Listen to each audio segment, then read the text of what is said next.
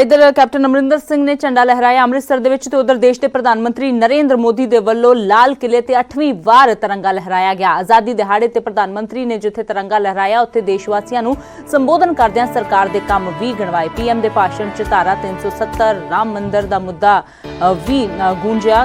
PM ने कहा धारा 370 नूं असीं खत्म कीता, राम मंदिर बनवाया। सर्जिकल ते एयर स्ट्राइक दुश्मनां नूं एक वड्डा सुनेहा सी, भारत सख्त तो सख्त फैसले लै सकदा है। इस तो इलावा अतवाद ते गल करदे उन्होंने कहा अतवाद ते विस्तारवाद भारत दे लई चुनौती है ते भारत दोवां चुनौतियां दा डट के मुकाबला कर रहा है। भारत ने मजबूती दे नाल फैसले लए ने। पीएम ने कहा राम मंदिर दा शांतिपूर्वक तरीके दे नाल असीं हल कीता, वन रैंक वन पेंशन नूं लागू कीता। भारत दा एनर्जी दे तौर ते आज़ाद होना जरूरी है।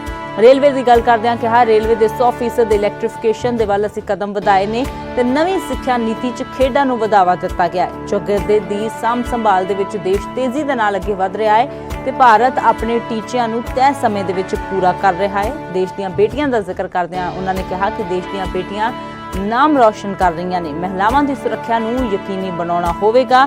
देश च हर थां महिलावां सन्मान महसूस करन। सैनिक स्कूलों दे विच लड़कियां दी एंट्री नूं लैके भी प्रधानमंत्री ने वड्डा ऐलान किया है कि हुण देश के सारे सैनिक स्कूलों दे विच कुड़ियां भी एडमिशन लै सकणगियां। यही समय है, सही समय है, भारत का अनमोल समय है। यही समय है, सही समय है, भारत का अनमोल समय है। असंख्य भुजाओं की शक्ति है, असंख्य भुजाओं की शक्ति है। हर तरफ देश की भक्ति है, असंख्य भुजाओं की शक्ति है। हर तरफ देश की भक्ति है। तुम उठो तिरंगा लहरा दो, तुम उठो तिरंगा लहरा दो, भारत के भाग्य को फहरा दो, भारत के भाग्य को फहरा दो। यही समय है, सही समय है, भारत का अनमोल समय है। कुछ ऐसा नहीं, कुछ ऐसा नहीं जो कर ना सको, कुछ ऐसा नहीं जो पा ना सको। तुम उड़ जाओ, तुम उड़ जाओ, तुम जुट जाओ। सामर्थ्य को अपने पहचानो, सामर्थ्य को अपने पहचानो। कर्तव्य को अपने सब जानो, कर्तव्य को अपने सब जानो। यही समय है, सही समय है, भारत का अनमोल समय है।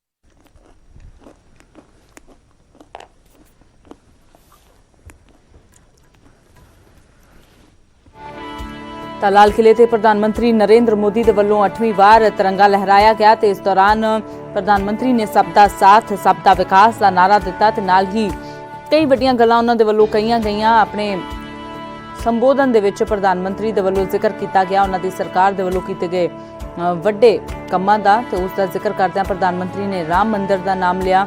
कहा राम मंदिर दा मुद्दा बड़े शांतिपूर्वक तरीके दे नाल हल कर लिया गया। धारा 370 नूं खत्म किया। सर्जिकल ਅਤੇ एयर स्ट्राइक दुश्मनां नूं ਇਹ सुनेहा सी कि भारत सख्त तो सख्त फैसले लै सकता है। आज़ादी दिहाड़े ते प्रधानमंत्री ने अपने काम गिणवाए ने, अपनी सरकार के काम गिणवाए ने। कहा कि अतवाद ते विस्तारवाद भारत के लिए चुनौती है ते भारत दोवां चुनौतियां दा डट के मुकाबला कर रहा है। भारत ने मजबूती दे नाल कई वड्डे फैसले लए ने, जिन्हां च राम मंदिर जिहा मुद्दा जो एक धार्मिक संजीदा मुद्दा जिसनूं बड़े ही शांतिपूर्वक तरीके दे नाल हल कर लिया गया। वन रैंक वन पेंशन नूं असीं लागू किया। भारत का एनर्जी के तौर पर आज़ाद होना जरूरी है। रेलवे के 100% इलैक्ट्रिफिकेशन वाल असीं कदम वधाए ने ते सिੱਖਿਆ की गल करते उन्होंने कहा कि नवीं ਸਿੱਖਿਆ नीति दे विच खेडां नूं वधावा दिता गया है। ਵਾਤਾਵਰਣ ਦੀ ਗੱਲ ਕਰਦੇ ਹਾਂ, ਉਹਨਾਂ ਨੇ ਕਿਹਾ ਕਿ ਚੌਗਿਰਦੇ ਦੀ ਸਾਂਭ ਸੰਭਾਲ ਦੇ ਲਈ ਦੇਸ਼ ਤੇਜ਼ੀ ਦੇ ਨਾਲ ਅੱਗੇ ਵਧ ਰਿਹਾ ਹੈ ਤੇ ਭਾਰਤ ਆਪਣੇ ਟੀਚਿਆਂ ਨੂੰ ਤੈਅ ਸਮੇਂ ਦੇ ਵਿੱਚ ਪੂਰਾ ਕਰ ਰਿਹਾ ਹੈ। ਤਾਂ ਪ੍ਰਧਾਨ ਮੰਤਰੀ ਨਰਿੰਦਰ ਮੋਦੀ ਨੇ ਲਾਲ ਕਿਲ੍ਹੇ ਤੇ 8ਵੀਂ ਵਾਰ ਤਿਰੰਗਾ ਲਹਿਰਾਇਆ, ਪਰ ਇਸ ਤੋਂ ਪਹਿਲਾਂ ਰਾਜਘਾਟ ਤੇ ਜਾ ਕੇ ਉਹਨਾਂ ਨੇ ਰਾਸ਼ਟਰਪਿਤਾ ਮਹਾਤਮਾ ਗਾਂਧੀ ਨੂੰ ਸ਼ਰਧਾ ਤੇ ਫੁੱਲ ਵੀ ਭੇਂਟ ਕੀਤੇ, ਉਹਨਾਂ ਨੂੰ ਯਾਦ ਕੀਤਾ। ਤਾਂ ਭਾਰਤ ਮਜ਼ਬੂਤੀ ਦੇ ਨਾਲ ਅੱਗੇ ਵਧ ਰਿਹਾ ਹੈ, ਇਹ ਜ਼ਿਕਰ ਜੋ ਹੈ ਪ੍ਰਧਾਨ ਮੰਤਰੀ ਕਰਦੇ ਨਜ਼ਰ ਆਏ। ਲਾਲ ਕਿਲ੍ਹੇ ਤੇ 8ਵੀਂ ਵਾਰ ਤਿਰੰਗਾ ਉਹਨਾਂ ਦੇ ਵੱਲੋਂ ਲਹਿਰਾਇਆ ਗਿਆ ਤੇ ਉਸ ਤੋਂ ਬਾਅਦ ਦੇਸ਼ ਵਾਸੀਆਂ ਨੂੰ ਸੰਬੋਧਨ ਕੀਤਾ। ਤਾਂ ਆਪਣੇ ਜੋ ਕਰੀਬ 2 ਘੰਟੇ ਦਾ ਭਾਸ਼ਣ, ਪੌਣੇ 2 ਘੰਟੇ ਦਾ ਭਾਸ਼ਣ ਸੀ, ਉਸ ਦੇ ਵਿੱਚ ਪ੍ਰਧਾਨ ਮੰਤਰੀ ਨੇ ਦੇਸ਼ ਦੇ ਵੱਡੇ ਮੁੱਦਿਆਂ ਦਾ ਜ਼ਿਕਰ ਕੀਤਾ, ਜਿਨ੍ਹਾਂ ਦੇ ਵਿੱਚ ਉਹਨਾਂ ਨੇ ਕਿਹਾ ਕਿ ਸਰਜੀਕਲ ਤੇ 에ਅਰ ਸਟ੍ਰਾਈਕ ਦੁਸ਼ਮਣਾਂ ਨੂੰ ਇਹ ਸੁਨੇਹਾ ਸੀ ਕਿ ਭਾਰਤ ਸਖਤ ਤੋਂ ਸਖਤ ਫੈਸਲੇ ਲੈ ਸਕਦਾ ਹੈ। ਤਾਂ ਅੱਜ ਪੂਰਾ ਦੇਸ਼ ਆਜ਼ਾਦੀ ਦਾ ਦਿਹਾੜਾ ਮਨਾ ਰਿਹਾ ਹੈ। 75 ਸਾਲ ਆਜ਼ਾਦੀ ਦੇ ਮਨਾਏ ਜਾ ਰਹੇ ਨੇ ਤੇ ਪ੍ਰਧਾਨ ਮੰਤਰੀ ਦੇ ਵੱਲੋਂ ਅੱਜ ਲਾਲ ਕਿਲ੍ਹੇ ਤੇ ਤਿਰੰਗਾ ਲਹਿਰਾਇਆ ਗਿਆ। ਲਾਲ ਕਿਲ੍ਹੇ ਤੇ ਅੱਜ ਓਲੰਪਿਕ ਦੇ ਉਹਨਾਂ ਚੈਂਪੀਅਨਸ ਨੂੰ ਵੀ ਸੱਦਾ ਦਿੱਤਾ ਗਿਆ ਸੀ ਪ੍ਰਧਾਨ ਮੰਤਰੀ ਦੇ ਵੱਲੋਂ, ਜਿਨ੍ਹਾਂ ਨੇ ਦੇਸ਼ ਦਾ ਨਾਮ ਵਿਦੇਸ਼ਾਂ ਦੀ ਧਰਤੀ ਤੇ ਰੌਸ਼ਨ ਕੀਤਾ ਹੈ। ਤਾਂ ਟੋਕੀਓ ਦੇ ਵਿੱਚ ਮੱਲਾਂ ਮਾਰਨ ਵਾਲੇ ਤੇ ਸਾਰੇ ਹੀ ਪਾਰਟਿਸਿਪੇਟ ਕਰਨ ਵਾਲੇ ਖਿਡਾਰੀਆਂ ਨੂੰ ਅੱਜ ਲਾਲ ਕਿਲ੍ਹੇ ਤੇ ਪ੍ਰਧਾਨ ਮੰਤਰੀ ਨੇ ਖਾਸ ਤੌਰ ਤੇ ਸੱਦਾ ਦਿੱਤਾ ਸੀ। ਤੇ ਇਸ ਦੌਰਾਨ ਪ੍ਰਧਾਨ ਮੰਤਰੀ ਨੇ ਵੱਡੀਆਂ ਗੱਲਾਂ ਦਾ ਜ਼ਿਕਰ ਕਰਦਿਆਂ ਕਿਹਾ ਕਿ ਭਾਰਤ ਹਰ ਚੁਣੌਤੀ ਦਾ ਮਜ਼ਬੂਤੀ ਦੇ ਨਾਲ ਮੁਕਾਬਲਾ ਕਰ ਰਿਹਾ ਹੈ। ਰੇਲਵੇ ਦੀ ਇਲੈਕਟ੍ਰੀਫਿਕੇਸ਼ਨ ਦੀ ਵੱਲ ਕਦਮ ਸਾਡੇ ਵਧ ਰਹੇ ਨੇ। ਉਹਨਾਂ ਨੇ ਕਿਹਾ ਨਵੀਂ ਸਿੱਖਿਆ ਨੀਤੀ 'ਚ ਖੇਡਾਂ ਨੂੰ ਵਧਾਵਾ ਦਿੱਤਾ ਜਾ ਰਿਹਾ ਹੈ ਤਾਂ ਜੋ ਪੰਜਾਬ ਦੇ ਜਾਂ ਦੇਸ਼ ਦੇ तमाम ਸੂਬਿਆਂ ਦੇ ਜਿੰਨੇ ਵੀ ਬੱਚੇ ਨੇ ਉਹ ਸਾਰੇ ਖੇਡਾਂ ਦੇ ਵਿੱਚ ਆਪਣੀ ਰੁਚੀ ਵਧਾਉਣ, ਦਿਲਚਸਪੀ ਵਧਾਉਣ ਤੇ ਦੇਸ਼ ਦਾ ਨਾਮ ਰੌਸ਼ਨ ਕਰਨ ਤੇ ਉਹਨਾਂ ਖੇਡਾਂ ਦੇ ਵੱਲ ਵੀ ਅਸੀਂ ਜਾ ਸਕੀਏ ਜਿਨ੍ਹਾਂ ਦੇ ਵਿੱਚ ਹਜੇ ਭਾਰਤ ਪਾਰਟਿਸਿਪੇਟ ਨਹੀਂ ਕਰਦਾ ਹੈ। ਇੱਕ ਵਾਰ ਫਿਰ ਤੋਂ ਪ੍ਰਧਾਨ ਮੰਤਰੀ ਨੇ ਲੋਕਲ ਫॉर ਵੋਕਲ ਦਾ ਦਾਅਵਾ ਜੋ ਹੈ ਉਹ ਕੀਤਾ ਹੈ। ਇਸ ਦੀ ਉਹਨਾਂ ਨੇ ਇੱਕ ਵਾਰ ਫਿਰ ਤੋਂ ਜੋ ਗੱਲ ਕਰਦਿਆਂ ਕਿਹਾ ਕਿ ਲੋਕਲ ਦੇ ਲਈ ਸਾਨੂੰ ਵੋਕਲ ਹੋਣਾ ਪਵੇਗਾ, ਯਾਨੀ ਕਿ ਸਾਡਾ ਲੋਕਲ ਸਮਾਨ ਜੋ ਹੈ ਉਹਨੂੰ ਅਸੀਂ ਜ਼ਰੂਰ ਤਰਜੀਹ ਦਈਏ, ਉਸ ਨੂੰ ਪਹਿਲ ਦੇ ਆਧਾਰ ਤੇ ਅਸੀਂ ਖਰੀਦੀਏ। ਇੰਡਸਟਰੀ ਦਾ ਜ਼ਿਕਰ ਉਹਨਾਂ ਦੇ ਵੱਲੋਂ ਕੀਤਾ ਗਿਆ ਹੈ। ਇਸ ਤੋਂ ਇਲਾਵਾ ਹੋਰ ਵੱਖ-ਵੱਖ ਮੁੱਦਿਆਂ ਦਾ, ਸਿੱਖਿਆ ਦੀ ਗੱਲ ਉਹਨਾਂ ਨੇ ਕਰਦਿਆਂ ਕਿਹਾ ਕਿ ਸਿੱਖਿਆ ਦੇ ਮਾਮਲੇ ਦੇ ਵਿੱਚ ਕਾਫੀ ਹਾਲਾਂਕਿ ਚੁਣੌਤੀਆਂ ਪਿਛਲੇ ਸਮੇਂ ਦੇ ਵਿੱਚ ਰਹੀਆਂ ਨੇ, ਪਰ ਨਵੀਂ ਸਿੱਖਿਆ ਨੀਤੀ ਦੇ ਵਿੱਚ ਜਿੱਥੇ ਖੇਡਾਂ ਨੂੰ ਵਧਾਵਾ ਮਿਲ ਰਿਹਾ ਉੱਥੇ ਈ-ਲਰਨਿੰਗ ਦੇ ਨਾਲ ਵੀ ਦੇਸ਼ ਜੋ ਹੈ ਇੱਕ ਹੋਰ ਕਦਮ ਅੱਗੇ ਵਧਿਆ ਹੈ। ਤਾਂ ਪੀਐਮ ਦੇ ਭਾਸ਼ਣ ਦੇ ਵਿੱਚ ਧਾਰਾ 370, ਰਾਮ ਮੰਦਰ, ਸਰਜੀਕਲ ਸਟ੍ਰਾਈਕ, ਇਹ ਮੁੱਦੇ ਜੋ ਉਹ ਗੂੰਜਦੇ ਰਹੇ ਤੇ ਨਾਲ ਹੀ ਉਹਨਾਂ ਨੇ ਕਿਹਾ ਕਿ ਇਹਨਾਂ ਖਿਡਾਰੀਆਂ ਨੇ ਸਾਡਾ ਨਾਮ ਰੌਸ਼ਨ ਕੀਤਾ ਹੈ, ਦੇਸ਼ ਦੀਆਂ ਧੀਆਂ ਨੇ ਸਾਡਾ ਨਾਮ ਰੌਸ਼ਨ ਕੀਤਾ ਹੈ।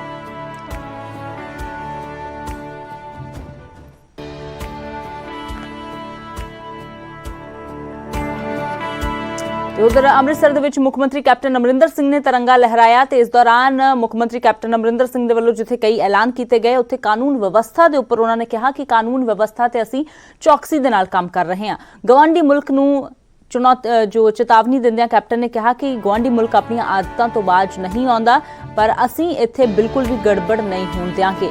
ਗੈਂਗਸਟਰਾਂ ਦੀ ਗੱਲ ਕਰਦੇ ਉਹਨਾਂ ਨੇ ਕਿਹਾ ਗੈਂਗਸਟਰਾਂ ਦੇ 347 ਮੋਡਿਊਲ ਅਸੀਂ ਤੋੜੇ ਨੇ ਤੇ ਸੁਖਪ੍ਰੀਤ ਬੁੱਢਾ ਸਮੇਤ ਕਈ ਗੈਂਗਸਟਰ ਵਿਦੇਸ਼ਾਂ ਦੇ ਵਿੱਚੋਂ ਅਸੀਂ ਲਿਆਂਦੇ ਨੇ। ਅੱਤਵਾਦ ਤੇ ਗੈਂਗਸਟਰਾਂ ਦਾ ਵੀ ਲੱਕ ਤੋੜਿਆ ਹੈ। ਸੂਬੇ ਦੀ ਆਰਥਿਕਤਾ ਦੇ ਲਈ ਇੰਡਸਟਰੀ ਦੀ ਲੋੜ ਹੈ, ਉਸ ਦੇ ਲਈ ਵੀ ਅਸੀਂ ਕੰਮ ਕਰ ਰਹੇ ਹਾਂ। ਪਾਕਿਸਤਾਨ ਦੀ ਗੱਲ ਕਰਦੇ ਉਹਨਾਂ ਨੇ ਕਿਹਾ ਕਿ ਪਾਕਿਸਤਾਨ ਕਦੇ ਡਰੋਨ ਭੇਜਦਾ ਹੈ, ਕਦੇ RDX ਤੇ ਕਦੇ ਨਸ਼ਾ ਭੇਜਦਾ ਹੈ, ਪਰ ਇਹ ਸਭ ਕੰਮ ਸਾਡੀ ਸਰਕਾਰ ਦੇ ਵਿੱਚ ਨਹੀਂ ਹੋਣ ਦਿੱਤੇ ਜਾਣਗੇ ਤੇ ਗੈਂਗਸਟਰਾਂ ਨੂੰ ਪੰਜਾਬ ਦੇ ਵਿੱਚ ਪੈਰ ਪਸਾਰਨ ਤੋਂ ਪਹਿਲਾਂ ਕੈਪਟਨ ਅਮਰਿੰਦਰ ਸਿੰਘ ਦੇ ਨਾਲ ਨਜਿੱਠਣਾ ਪਵੇਗਾ।